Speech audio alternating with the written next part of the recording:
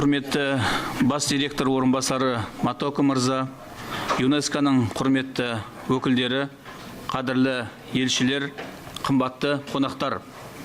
Парижде ЮНЕСКО-ның төрінде басталған Ұлы дала, мәдени мұра және әлем тарихындағы рөлі атты форумға қош келдіңіздер.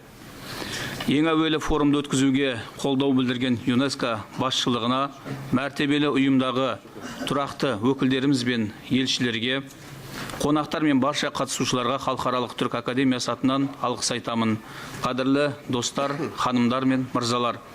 Баршаңызға белгілі 2018 жылдың қараша айында Қазақстанның тұңғыш президенті елбасы Нұрсұлтан Назарбаевтың Ұлы даланың 7 қыры атты мақаласы жарық көрген болатын.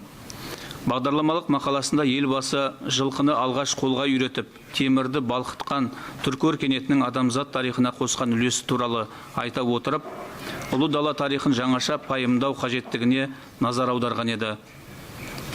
Француз тарихшысы Рене Груссе 1939 жылы Ұлы дала империялары деген еңбегінде Ұлы дала ұғымын әлемдік тарихнамаға алғаш енгізген болатын.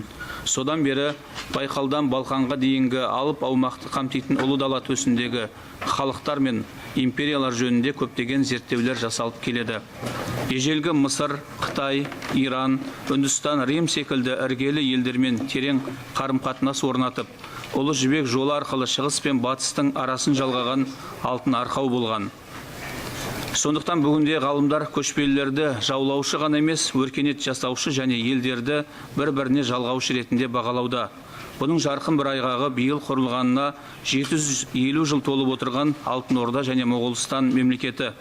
1269 жылғы талас құрылтай арқылы дүниеге келген бұл мемлекеттер бүгінгі Евразиядағы көптеген елдердің қалыптасуына оң ықпал тигізгені анық. Сондықтан біз Түрк академиясы ретінде Алтын Ордаға қатысты іргелі қолжазба деректерді аударып шығара бастадық.